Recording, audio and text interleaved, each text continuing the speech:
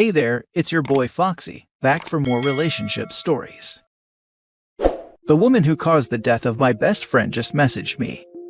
My friend, Mark, ended himself 6 years ago because of a girl named Amy, a schoolmate, who accused him of assault. It costed him everything, his scholarship, most of his friends, and even most of his family members abandoned him. His own mother told him to die and burn in hell before going no contact. The only people who believed him were his dad and me. Why?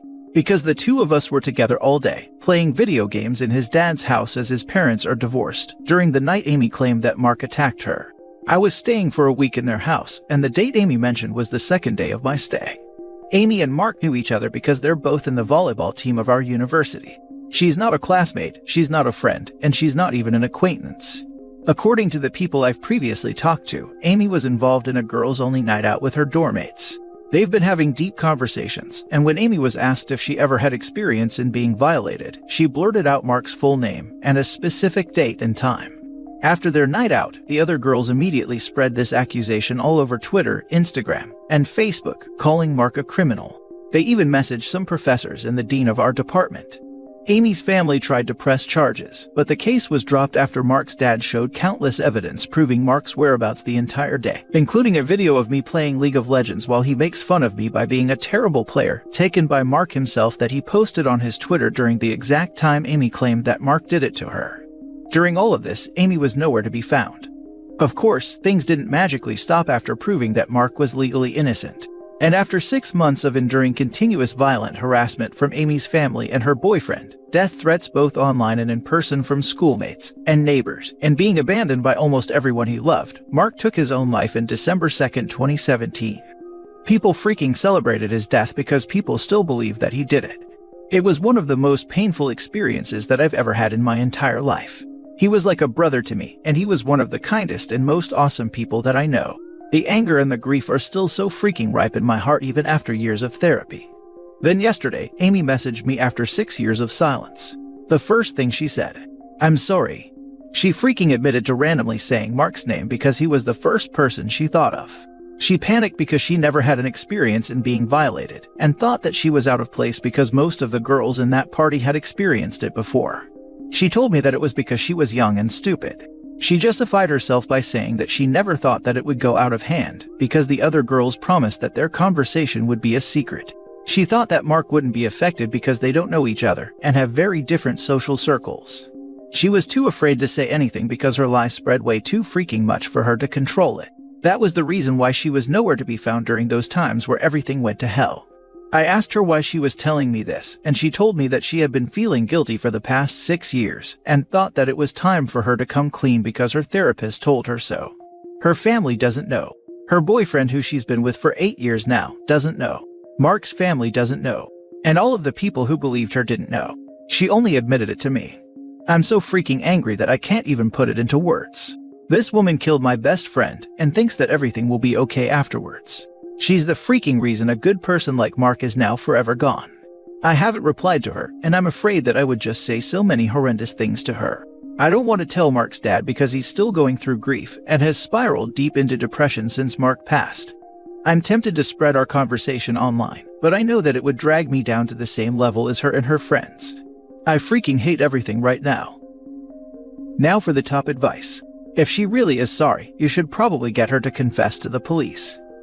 The therapist told her she should come clean, and she tells one of the few people that knew the truth she's a freaking coward.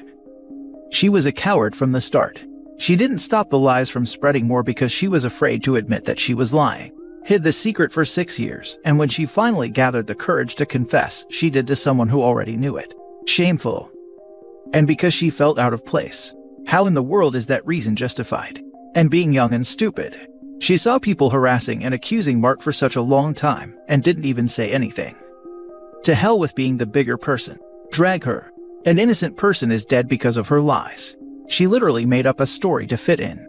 She was old enough to know better. OP should lawyer up, now he has more evidence. This.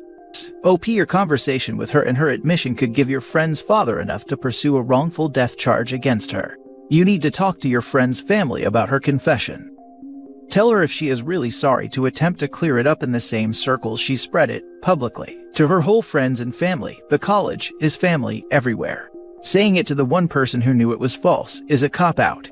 If she won't, then put that in the admission up yourself showing you gave her a chance.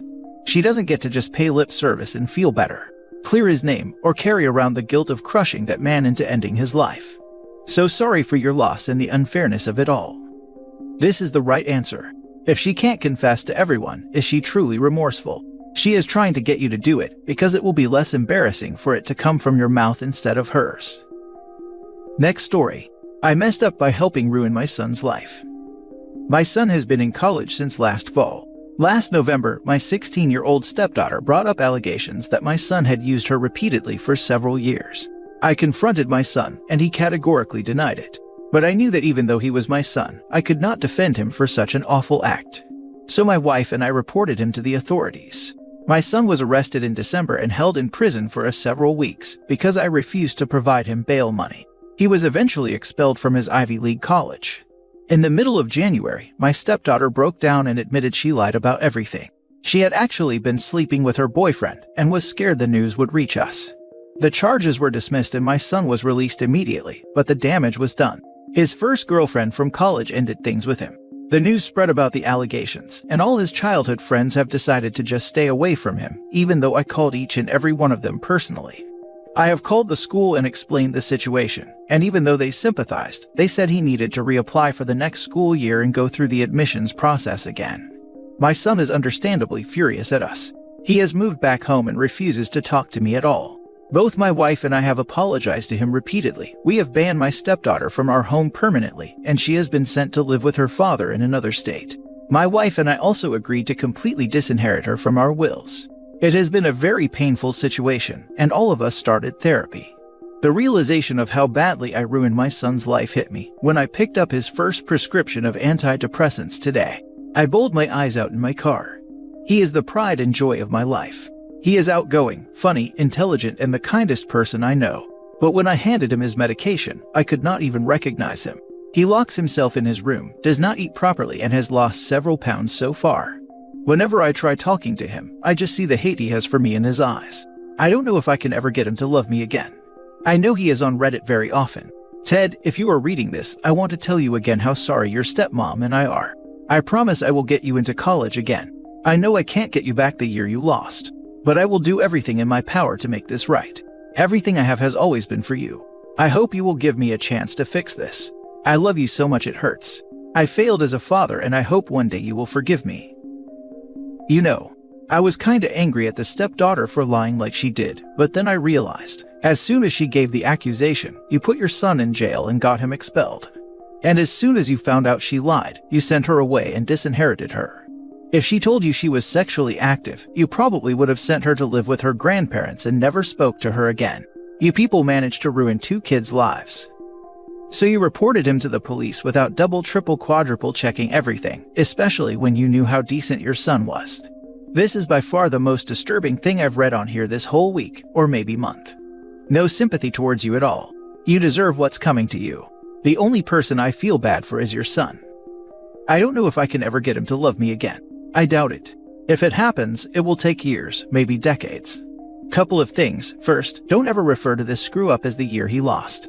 He lost way more than a year, and if you can't see that, you're in even bigger trouble than you know. Secondly, your son is probably now a self-harm risk. You need to make damn sure he stays on his meds. Your feelings, your needs, your comfort are all utterly secondary now. You'll probably never fix what you've done. That said, you now have an indisputable obligation to provide for him, indefinitely, no matter what. You took his bright future and destroyed it because you believed one of your children over another. Why? You've not answered anyone yet. You need to surface and respond. I can't fathom why any parent would do what you did, especially to a child who, it seems, had never given you reason to doubt his moral compass. It sickens me. I don't understand why you're posting. The promises you make above should be made to your son directly. Using Reddit to announce them seems like a cheap, toxic attempt to shame him into interacting with you, and will probably have the opposite effect. If you were my father, I'd never forgive you, and I ever got my life straight again, I'd cut all ties. If your son ever lets you back in, I hope you spend the rest of your life thanking him for that in concrete ways. Sad story. I don't think he'll ever forgive you. I wouldn't. If I had done that to my son, I wouldn't expect him to forgive me. Probably the worst thing you could have ever done to him. I know that's horrible news, but you will just have to hope he at least tolerates you for the rest of his life. Stuff like that will follow him for the rest of his life, and he will be constantly reminded of it in every relationship he has in the future when he has to explain it to potential partners. Every time he applies for a job, I'd imagine it will come up. This is probably the worst TIFU I've ever seen. Last story. I read a post about a woman who escaped from her dangerous boyfriend, and it may have saved my life. My wife is the breadwinner. We started off as a team, having met in college. I was studying to be a nurse, and she was studying to be an accountant. She was further along in school than I was, so when she became pregnant unplanned, it made sense that she continue on getting her degree after the baby came, and I'd stay home until our little ones were school-aged. Unfortunately, our plans halted when one of our baby boys were born 2 months early. He has several special needs at this point in time, and needs full-time care. I was devoted to him, putting off my studies and social life to be at home with him full-time. My wife loved our arrangement though, and so did I. That happiness quickly disappeared when my wife became jealous of the bonds I had with each of our children. She started pulling away even more as time went on. Her antics escalated, from yelling and cursing at me to throwing things and punching me. Luckily, our children have never visually witnessed any of the physical harm that I know of, but I am sure they've heard it. We got into a horrible argument last week, and I packed a bag for the kids, and we went to my mom's house. We are safe, thank God, but my wife went on a rampage as soon as we left. She took permanent marker, scissors, and spray paint to all of our stuff. She wrote curse words and extremely vulgar and graphic descriptions of me on all of their sheets and bedding. And she cut up a lot of their clothes. She did it to make sure she could humiliate me, since I was refusing to speak with her. My kids do not understand, and I can't help them to because I'm afraid it will just be more traumatic for them. I just hate this because I can't replace their stuff, and I'm at a loss. I have been afraid of my wife for an extremely long time, and sometime last year, I started saving up. I knew we had to make our escape after I read a woman's post about how she finally had the courage to leave her dangerous boyfriend. I know I'm doing the right thing, but man is it hard. I can't vent to anyone other than my mom, because my wife has isolated me from everyone I've ever cared about. I don't have much family as it is, but had a great group of friends. I actually ran into a couple of our mutual friends the other day, and they asked me how I was doing. They already knew quite a bit, so I decided to vent. I hadn't really said too much when they looked at each other and kind of laughed and said something along the lines of, "Men can't be physically mistreated by a woman. Apparently because I'm bigger than she is, I can't be punched by her." So here I am, venting to Reddit because I cannot hold it in any longer. My own friends are on her side. No one sees things for as they are. I look like a deadbeat because she makes more money than I do, and it looks like I don't contribute. I'm so broken up inside. Now for the comments. It takes incredible strength to leave an awful relationship, and you are doing great. This part is important. Document everything. You need this to protect yourself and your children. You will all be fine, but you need to take pictures of everything and make a police report. Try and communicate via text so you have written evidence. You need all of this to help you get full custody and a restraining order.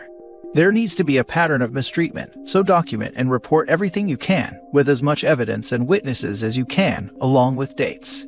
I wish you luck freeing yourself and your children of her.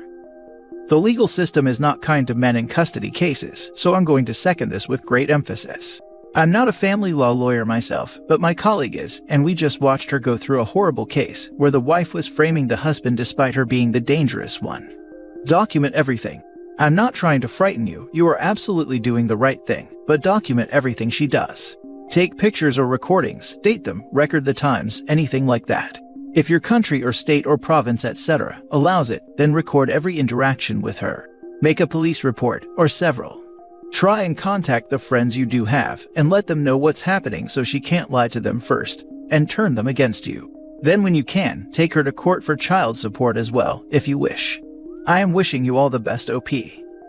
Take pictures of everything. It will help you in the long run. Spousal harm, regardless of gender, is mistreatment. Men get mistreated way more than anyone can imagine. Because of the stupid mindset men can't be mistreated, they stay silent until they snap. Good on you for having the courage. Kids don't need to know the ends of what's really happening. When they are older, they will understand. From one DV survivor to another, you got this. Stand your ground and don't go back. You're more than welcome to DM me if you want. Hang in there. And congrats on leaving. Except for a couple of details, this could be my brother's childhood best friend. My brother put his foot down and said he could not be in his friend's life as long as his friend stayed married to his toxic, awful, and very dangerous wife.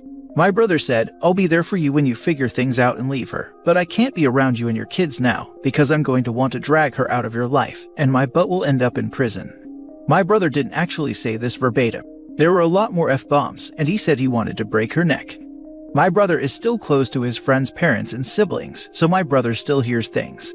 But they know to not have my brother around when she's there. She moved on to verbally and emotionally mistreating the kids. OP, if your wife is jealous of your kids, you can believe she'd start to verbally and emotionally harm them too. OP, you were right to run. Things with this woman will not get better.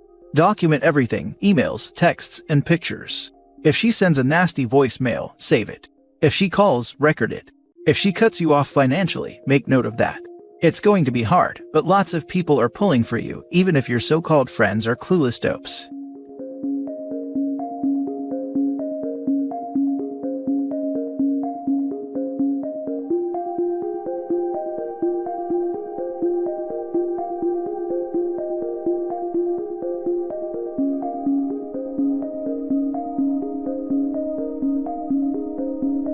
Hey there, it's your boy Foxy, back for more relationship stories.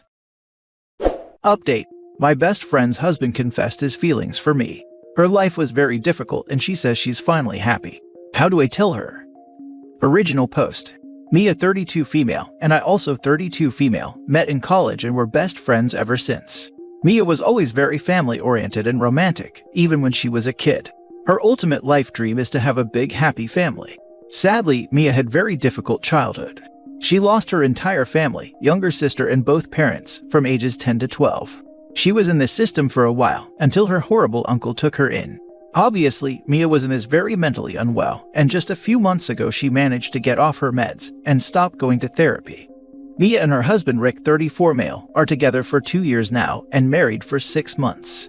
In my opinion, it was all a bit rushed, but Mia was getting scared she won't be able to have children if she waited, and to be honest, Rick seemed to be her perfect match. She was aware things are going faster than she initially wanted, but reassured me that her and Rick are on the same page. It's her life after all, so if she's happy, so am I. Rick and I neither love nor hate each other. He's my friend's husband, so at best we tolerate one another. We don't have any common interests, and our lifestyles or life goals are different. Fast forward to the New Year's Eve, Mia and Rick organized a party and invited me and my partner 31 male to join. Everything seemed fine. Rick and I were chatting with some friends when I decided to go outside to breathe in some fresh air since the house was very crowded. Rick followed few minutes later. We casually talked about some irrelevant things when he suddenly says he's in love with me. I thought it's one of his stupid jokes and I was totally blindsided by it, so I just laughed, joked back and hoped he will drop it. Sadly, he just doubled down and got visibly upset, started saying how he doesn't want to spend another year unhappy and how being with Mia is exhausting because of her trauma, and he deserves better than that. At this point I got very nauseous and just wanted to get away from it all, so I told him he has no idea what he's saying, and we will talk once he gets his act together. Mia and Rick are trying for a baby, so I obviously have to tell her as soon as possible. The thing is, I have no idea how to do that. How do you approach a person to tell her the best part of her life is a lie? How do you address something like this with a person who spent vast majority of her life on antidepressants and being suicidal? I don't even know if she'll believe me. I also don't want to lose her as a friend, but I can't watch her be all happy and giddy about him when I know he doesn't even respect her. There are times I think to just ignore it all and never mention it, but I know that isn't right. Now for the top advice before reading the update. You have to tell her, and it may mean she chooses him and you lose the friendship. But I couldn't live with this secret. I'd get her one-on-one as soon as possible and be upfront that you have bad news so she can sort of be prepared. I'd frame it as, this is so horrible, I don't want it to be true, but her husband is not a good man and she needs to know. It's up to her what she does with this information, and you'll be there for her whatever she decides, even if that's staying away for a while. Her world might totally crash down with this. Offer any and all support you feel is right, but be patient with her potentially lashing out as she reacts to this news. Hopefully you won't lose your friend OP, and odds are he'll deny this through his teeth, but I couldn't live with this if it were me. Just be prepared for her not to believe you. If you can possibly tell her with her therapist in attendance, I'd suggest doing that. Oh boy. She needs to get back on her meds and continue therapy, or at least just continue therapy. She's not in a good place mentally to be a mother. She has so much to work through. She really needs to focus on herself for a while. If that means having a baby later on when she's in a better place, then so be it. I don't know how you tell her that. If Rick doesn't want to be with her anymore, he needs to tell her and end things. He never should have married her in the first place if he can't handle for better or worse. He needs to stop trying to get her pregnant too. He's a jerk if he does and then leaves her. If he wants to fix things, then individual therapy and couples therapy. It was her psychiatrist's decision to go off the meds, since she's been on them for almost 2 decades. We all know how difficult it is to stop taking them, which is why I'm reluctant to tell her even though I know that I need to. It's just very turbulent period for her, and I have no idea how will she react. You need to tell her, but before you do, you need to try and record another conversation with him about this issue without him knowing, depending on how laws or where you are from on consent for recording, with him saying what he said. Because even if Mia does believe you without a single piece of proof, he will almost certainly try turn this on you, and say that you were the one trying to come on to him. Yes, I will definitely try to talk to him again about it for the proof. It's just that the entire thing is absolutely insane to me. I know love is blind, but I can't imagine anybody buying the story that I was the one who initiated the conversation. The fact he actually did it is crazy enough. I've been with my partner longer than he even knows Mia, and he doesn't know me enough to be in love with me. I've never given any idea to this man I might be interested, and neither did he. I have moments when I question my own sanity and wonder if that conversation even happened. And now for the update. Shortly after I posted, Rick called to apologize for his behavior. He said he never meant for it to come out, but that he's very unhappy with his marriage, and now he sees no escape with the baby on the way. He then said he would never be this confused about his feelings if Mia didn't have feelings for my boyfriend, on which they have been trying to work for a while now, but he's so exhausted from it all that he just wants to end it. He said he's confused about his feelings for me, but also he wanted to hurt her so she can see what she's putting him through, and how painful it is to be in love with somebody who's a constant in their lives. Basically, he tried to spin this entire thing on Mia's trauma. I told him if he's so unhappy with his choices, he can just leave without vicious lies, and that he didn't have any reason to put me or my boyfriend in the middle of this. He just said he didn't mean for it to happen, and we ended the call on that. I went to Mia afterwards and told her about Rick's confession. Obviously, she was heartbroken about this, but seemed to accept it at the face value. I then told her what Rick said in his call, since I thought she deserves to know that he's making up stuff behind her back.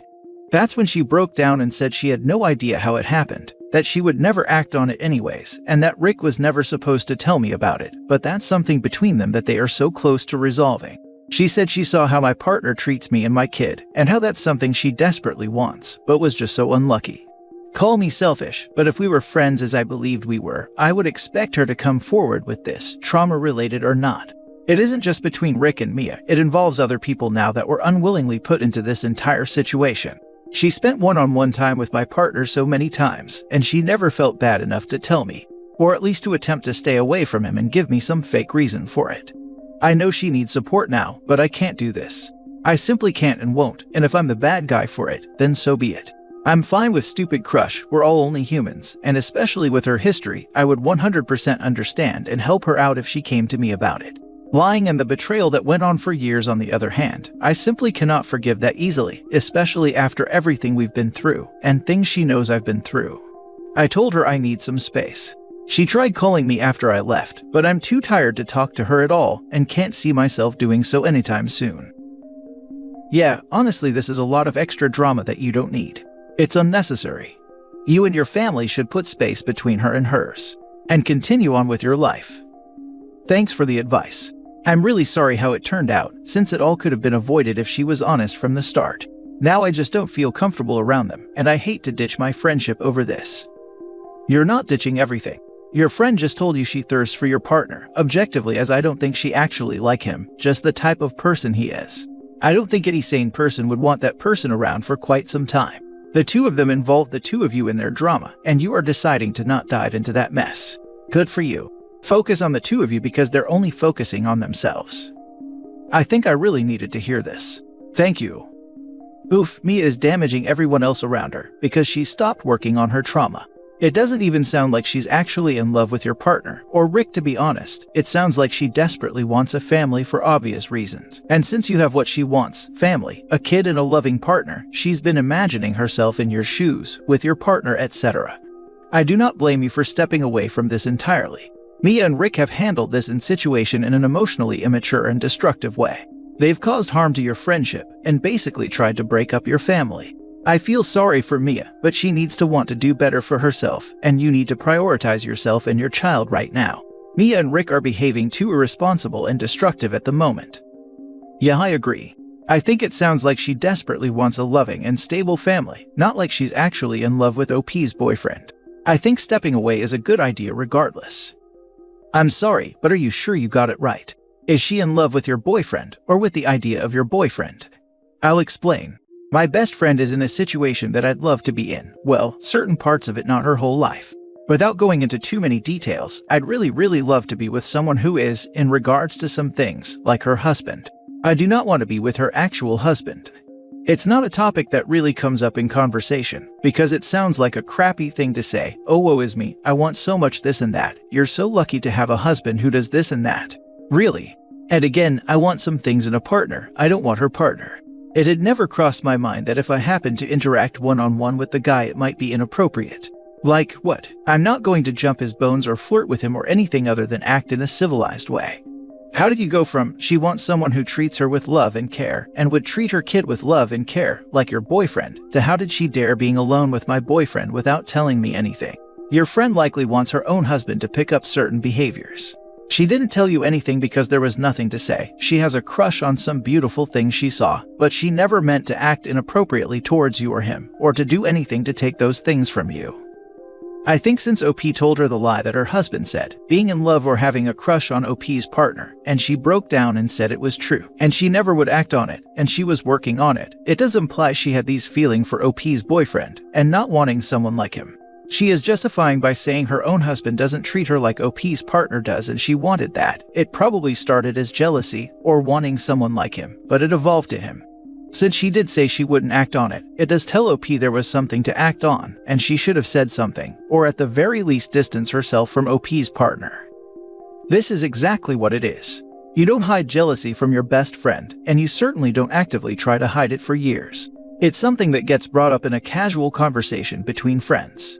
I don't doubt her when she says she would never do anything about it, but I don't feel comfortable knowing she had those feelings in the first place. Last story. Cousin's gift ruined Christmas and possibly my relationship. I come from a big family, and our holidays involve extended family, like second cousins, etc. My fiancé and I are in our mid-20s, and there are a lot of cousins in their 20s and 30s. Last night we had our big Christmas party. It was fun to see everyone, until it was time to exchange presents. My cousin Anna hands out pink envelopes to all the 20s and 30s men who have married or dated into the family. My fiancé received one and quickly put it in his pocket after opening it. I was distracted with opening my gifts and didn't ask to look at it. About 20 minutes later, my cousin Rachel pulls me aside and says Anna is giving out cards with instructions on how to get a discount subscription to her Lonely Fans. Rachel's boyfriend got one of the pink cards and showed Rachel because he was weirded out.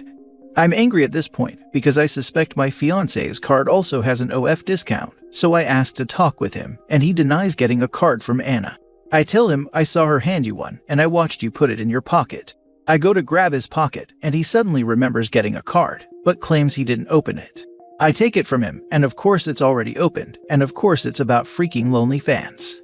I go back inside to confront Anna and find her already arguing with a different cousin who is upset because her husband has already tried looking at Anna's page. Anna claims she's just trying to get her business off the ground, and no one appreciates all the hard work and skills it takes to be successful in a digital career. She says her gift is not inappropriate, it's just marketing. Some of the older relatives, line aunts and uncles, are starting to take sides too, but they're mostly really confused about what's going on. Anna's mom started crying because of something I said, and my mom tried to get me to apologize, which angered me more. At this point, I leave with my brother and his husband, because I don't want to spend the night with my fiancé at home, and I don't feel like going with my parents when my mom is pressuring me to apologize. Oh, and surprise, surprise, Anna didn't give my brother's husband a card, so make of that what you will about the intent behind her gift.